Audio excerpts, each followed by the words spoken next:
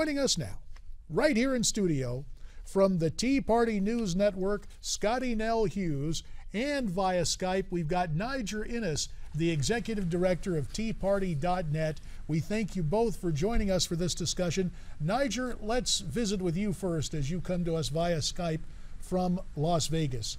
Do you understand the notion and the concern that the new rules could set up a potential for fraud?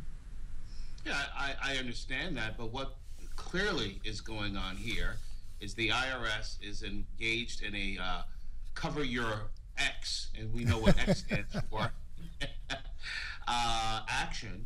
What they did was absolutely disgraceful. I mean, this type of behavior has not been conducted by the IRS since the days of J. Edgar Hoover and Richard Nixon, and they are looking to put a Band-Aid on a disease. And I think, while this action, I appreciate this action and I like this action, I like the fact that we're going to level the playing field for organizations that are patriotic, lean more conservative in terms of orientation. We're going to level the playing field because we're actually new to the dance. I mean, radical environmentalists, all types of liberal organizations have been taking advantage of the tax code, taking advantage of engagement with the federal government in ways that conservative-oriented organizations have not. And we're new to the dance. We have gotten engaged since the Tea Party Revolution of 2010, and it was because of that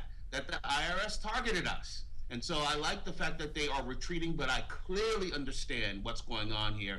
It is a PR effort, but I appreciate it and I like it. Well, Scottie, in an interview with Time magazine, IRS Commissioner John Koskinen said this change would result in, quote, efficiencies that will translate into a faster and better review, close quote. What do you make of the statement of the IRS Commissioner? Well, I, like Niger, do appreciate that they're trying to move forward, but I think here's a question that people on both sides of the aisles need to ask. How much power have we given this bureaucracy that they can sit here and take a 26-page document and condense it down to a 4-page document? This is the same organization that we're allowed to target people, and now they're basically allowed to change the rules to sit there and choose which organizations can or cannot get 501c3 or tax-exempt status. How much power? I would rather see Congress debating these issues than staying up all night and debating climate change. This is what we pay our elected officials to change these kind of policies, not give this kind of power to bureaucracies like the IRS, especially when our health care is what they're now controlling. But guys, don't you think this underscores the fact here that our federal election campaign laws are completely upside down, underwater, however you want to call it, and that really the only solution here to these many problems that we see cropping up as a result of 501c3s and 501c4s is just overall transparency and not limiting those types of donations? Well, I think the biggest thing, you're talking about transparency. This is happening. This originally was rejected in 2012, and now magically here we are in the midterms as the Democrats are starting to actually get pretty scared about how they're looking in 2014, and now magically this is being passed. I really want to say that this is just a PR move, and it'll be real interesting to see if either this is reversed or what other type of groups are able to sneak in underneath these new rules. You mentioned transparency. It sounds like a transparent move. Well, let's go to Niger. Your thoughts on that, Niger? No, I was just going to say that I agree with Scottie. I mean, I also agree with John as well, that ultimately what we need to have in our elections is the ability of individuals or corporations or political action organizations to come together and exercise the same type of First Amendment rights that we are exercising here, and that ABC News, NBC News, CBS News, the New York Times, that is overwhelmingly dominated by liberal elites, exercise every day to the tune of millions of dollars. And by the way, not to mention big Hollywood and the impact that political shows or politics and entertainment shows have on our political process.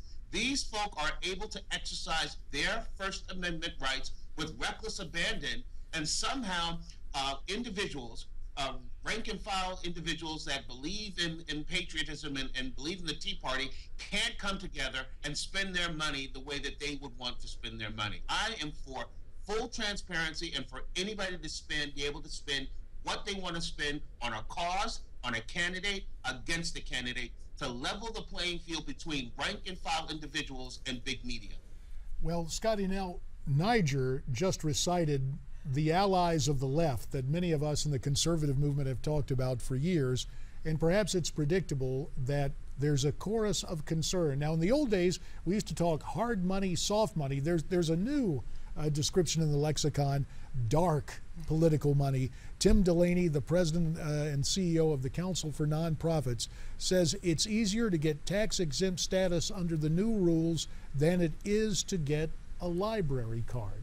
Is there something to that statement? There is something to that. And realize, yes, we do live in America and we do have freedoms, and we want to protect those freedoms. But the same things that we're fighting for, also realize the sides can use against us. But what I want to sit here and point out, the reason why we're having such an issue is there's no oversight to this. The IRS is able to get away with anything. Right now, all the American people is becoming frustrated with is we're hearing committee after committee. We're hearing testifying after testifying. We're seeing no action. The only thing Congress has been able to do is reduce the spending of the IRS down to their 2007 budget. But even that's superfluous. What we have right now is basically a beast that's been let out of the cage, and we all know it's a lot easier to sit there and tame them while they're in your cage than they're out. And you know what the good news is? We don't need to go nationally, go anywhere else to go wild game hunting. We can go just here in the United States. So Scottie, I believe you're one of the people that say it's time to abolish the IRS. I am one of those. You have to start from scratch at this point. There's no way that we're going to be able to sit here. This is truly a group that is allowed to have all sorts of power, and the real problem is we've allowed them to allow our affordable health care system is now underneath their control. And that's what's dangerous, because if they can pick and choose who gets to have 501c3 status, don't think that they won't pick and choose who gets to be your doctor. Now, that's a movement that's popular within the Tea Party and grassroots circles. Do you think that will take more of a mainstream role in the 2014 midterms? You have the IRS issue here with these targeted scandals. That's definitely in the news cycle, as well as Obamacare, as you mentioned. I guarantee it will, because if you look at it, no Democrats running across the United States saying, hey, I believe the IRS should have more power. I believe we should raise your taxes. In fact, they're running far from it. As much as Republicans are not wanting to touch immigration, the Democrats are not wanting to touch the IRS. This is something that actually spans both sides of the aisle. Niger, I'm interested in your input on this. I don't know so much in the midterms, but definitely in the presidential election 2016, tax reform becomes a presidential issue. I recall during my days on the Ways and Means Committee, Bill Archer was chairman. He wanted to push for that kind of reform, didn't find a willing partner in Bill Clinton.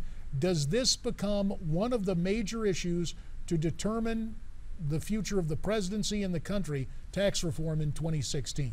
I think there's no question that it's going to be a major driver, certainly in the Republican primaries, but I actually think in the general election as well. I think that Madame Hillary Clinton, should she be the nominee of the Democratic Party, is going to be put in a very uncomfortable position of either getting on board with radical tax reform that creates a fairer, simpler, flatter tax system that is more accessible to rank and file Americans who don't have to spend thousands of dollars on an accountant to find loopholes. She's going to be in a position of either embracing that type of tax reform or defending the status quo, and that's a position she's not going to want to be in. Let's remember, one of the most exciting endeavors during the 2012 cycle, during the Republican primary, was my man Herman Cain and his 999 plan. The American people understand that the tax code is absurdly complex. It is not an ally to anybody within the American population, except for accountants that get paid to read through it. And we want a simpler, a fairer tax code, and I think that's going to be a driving issue, particularly with these scandals and the disproportionate amount of power that this bureaucracy that has police powers has on the American people.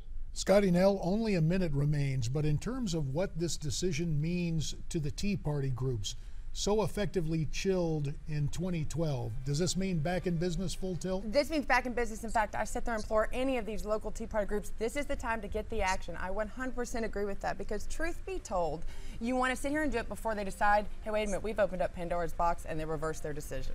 All right, we'll see about that. Scottie Nell Hughes with us here in studio, and our friend Niger Innis via Skype from Las Vegas. Thanks very much for your input. Now we want your input. Thank you, Niger. What's your take on this? Why don't you tweet us your thoughts at Newsmax TV, # America's Forum. You can also visit us at newsmaxtv.com/comment. And don't forget Facebook. It's facebook.com/Newsmax. We're coming back with more here on America's Forum on Newsmax TV.